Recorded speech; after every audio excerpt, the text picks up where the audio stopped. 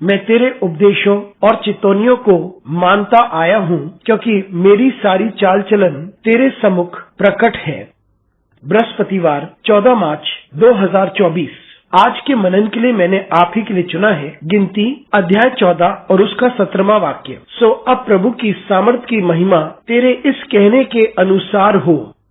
आपका दिन आशीषित हो। जब हमारे सामने चुनौतियां आती हैं, तब हम परमेश्वर की सामर्थ को समझें कि वह इतना सामर्थी है कि दुनिया में कुछ ऐसा नहीं जो परमेश्वर की सामना कर सकता है। आइए इस वाक्य पर हम मनन करते हैं। आज की सुबह का विषय है परमेश्वर की सामर्थ। इस अंश में हम देखते हैं कि परमेश्वर इजराइल के लोगों से नाराज था, क्योंकि उन्होंने परमेश्वर की सामर्थ पर भरोसा नहीं किया था। जब मूसा ने 12 जासूसों को वादे की जमीन में भेजा कि वे कनान देश का भ्रमण करें, जो भूमि दूध और मधु की धाराएं से बहती है, वे वहां तो गए। वहां 40 दिन तक वे वहां पे रहे। उन्होंने वहां की बातें पता की और उन्होंने देखा कि जमीन आशीषित है, लेकिन वहां के लोग शक्तिशाली हैं और वे उनसे ताकतवर हैं। तो उनमें से 10 जासूस वापस लौटते हुए उन्होंने ये कहा कि उन लोगों से जीतना असंभव है, लेकिन यहोशू और कलेब ने यह आग्रह किया कि वे ये युद्ध जीत सकते हैं,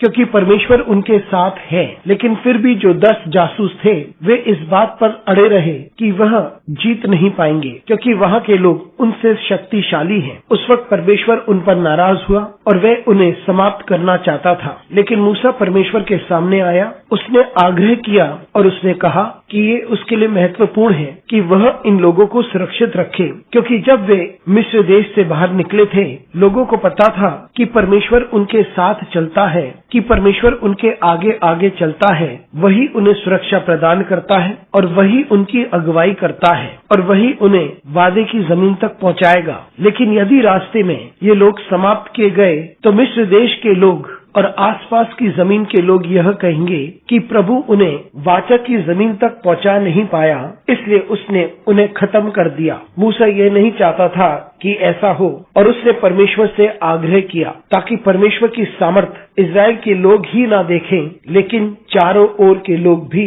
परमेश्वर की सामर्थ को देखें, क्योंकि परमेश्वर के नाम को महिमा मिलनी चाहिए और लोगों को ये भी पता होना चाहिए कि परमेश्वर की सामर्थ इतनी अद्भुत और महान है और परमेश्वर अपने लोगों की अगुवाई करेगा, क्योंकि उसका नाम सत्य है और वह विश्वास योग्य है और उसके लिए कुछ भी असंभव नहीं है। मित्रों, जब हम चुनौतियों का सामना करते हैं, तब हम इस बात को याद रखें कि ये हमारे बारे में नहीं है, ये परमेश्वर के नाम के बारे में है और उसके सामर्थ के बारे में है और ये परमेश्वर की ताकत के बारे में है। यह हमारे बारे में नहीं है, ये सिर्फ परमेश्वर के बारे में है। इसलिए हम इस बात को निरंतर याद रखें कि हम जितनी भी चुनौतियों का सामना करते हैं, परमेश्वर के नाम को महिमा मिले। अनुग्रहकारी परमेश्वर, स्वर्गीय पिता, तुझे धन्यवाद देते हैं, तेरी स्तुति करते हैं, तेरा आदर करते हैं। हमारी सहायता कर परमेश्वर कि हम तेरी सामर्थ को समझ सकें और हम एक साक्षी बन जाएं। यीशु मसीह के नाम से मांगते हैं, आमीन।